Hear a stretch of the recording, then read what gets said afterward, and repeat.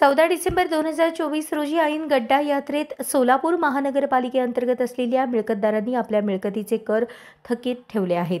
ते कर लवकरात लवकर भरावेत यासाठी महापालिकेने वेगळा फंडा वापरलाय. या अगोदर पालिकेने लोक अदालतीचे आयोजन करून कर भरण्याची सवलत दिली आहे. लोक अदालत आयोजनापूर्वी शहरातील ज्या थकबाकीदारांनी थकबाकी भरलेली नाही त्या सर्व थकबाकीदारांना नोटिसीच्या माध्यमातून 14 डिसेंबर रोजी थकबाकी भरण्याचे आवाहन करण्यात आले होते. त्याचबरोबर 14 डिसेंबर 2024 रोजी थकबाकी भरल्यास सदर थकबाकीदारांना त्यामध्ये 50% सवलत देण्यात येणार होती.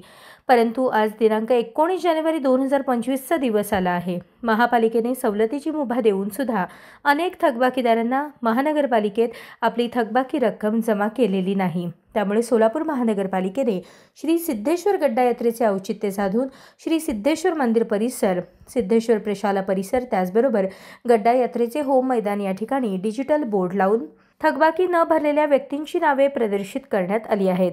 त्यामुळे ज्या थकबाकीदारांनी अद्याप आपली थकबाकी भरलेली नाही अशा सर्व नागरिकांची चर्चा शहरामध्ये होऊ लागली आहे. अशी चर्चा होऊ नये म्हणून थकबाकीदारांनी लवकरात लवकर आपली उर्वरित थकबाकी रक्कम भरावी असे आवाहन सोलापूर महानगरपालिकेने केले आहे. सोलापूर महानगरपालिकेने 14 डिसेंबर 2024 रोजी लोक अदालतीचे आयोजन केले होते. या लोक अदालत म्हणजे ज्या नागरिकांनी थकबाकी भरलेली नाही अशा नागरिकांनी लवकरात लवकर थकबाकी भरावी असे त्यांना आवाहन करण्यात आले होते. व त्याचबरोबर आज 17 जानेवारीची तारीख आलेली आहे. सोलापूर महानगरपालिकेअंतर्गत ज्या नागरिकांनी थकबाकी भरलेली नाही त्या सर्व नागरिकांचे सोलापूर महानगरपालिकेने सिद्धेश्वर गड्डा यात्रेच्या निमित्ताने सिद्धेश्वर मंदिर, सिद्धेश्वर प्रशाला या परिसरामध्ये त्यांच्या नावाचे बोर्ड पोस्टर लावण्यात आलेले आहेत. या पोस्टर मधून ज्या नागरिकांनी थकबाकी भरलेली नाही त्यांचे नावे स्पष्टता दिसून येत आहेत.